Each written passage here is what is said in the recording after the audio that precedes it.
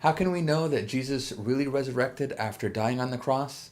The answer is in this video.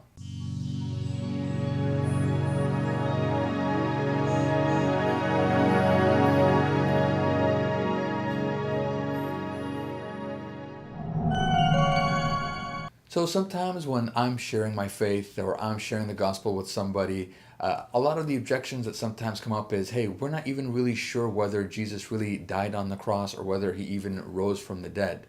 And a lot of times I get this question or I get this objection, and I wanted to address that in this video. And the problem really of not knowing whether Jesus died or not is kind of significant because the resurrection of Jesus Christ is the foundational principle behind Christianity. And I personally believe that it's so important to examine this one event because if you don't, then you're not going to believe in Christianity, you're not going to believe in Jesus, and ultimately that's going to keep you from what I believe is the only one and true faith, which is Christianity. That's my opinion. And the Apostle Paul in 1 Corinthians 15:14 said, "And if Christ has not been raised, then all our preaching is useless, and your faith is useless."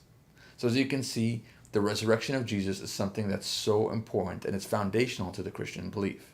Now, what I want to share with you in this video is something called the minimal facts approach to Jesus. So both believing and non-believing historians and people who study the artifacts that are coming out of that time basically believe that there are 4 facts at least that they can both agree upon. Okay, and here they are. Fact number 1 is that Jesus was a real person.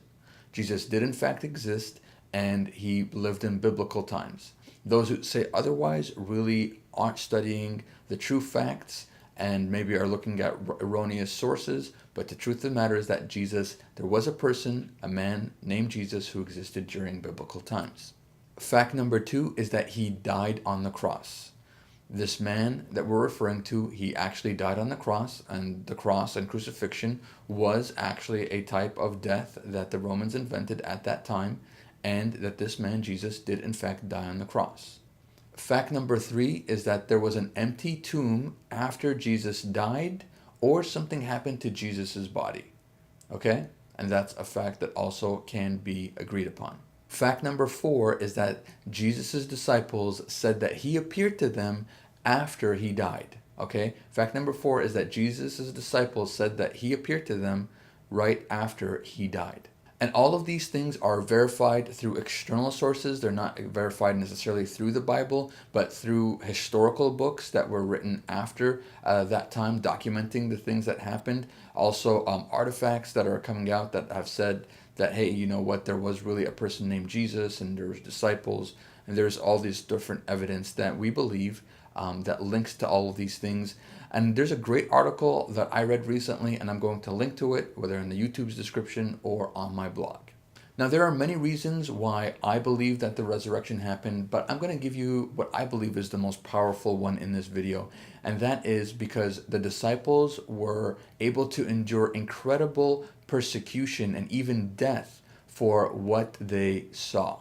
After Jesus died and resurrected, the disciples went around and said that, hey, they had witnessed Jesus after he died and that he appeared to them. And they went around all over the world and they preached that, and they said, hey, we saw Jesus and you should believe in him as a Lord and Savior. And many times in the societies that they were preaching in, they approached them and they said, hey, recant your statements that Jesus appeared to you, or else we're going to kill you, and recant your statements about Christianity. And of course the disciples said, no way, we know what we saw, and we believe that this is true, therefore we're not going to recant our statements. And they end up being tortured to the point of death. Some of the examples of being tortured are, for example, Mark, he was dragged through a city. Matthew was slain by a sword in Ethiopia. Luke was hung on an olive tree in Greece. And Bartholomew was flayed alive. Now, this is just a small list, and basically almost all of the disciples, for the exception of John, they were all tortured to the point of death. And so surely if the disciples' testimony wasn't true, then they would have recanted their faith. I mean, who wants to, experience excruciating pain to the point of death for something that's a lie? And at that point, when I explain things to people, they say, Peter, what's the big deal? So what? People are willing to die for what they believe all the time.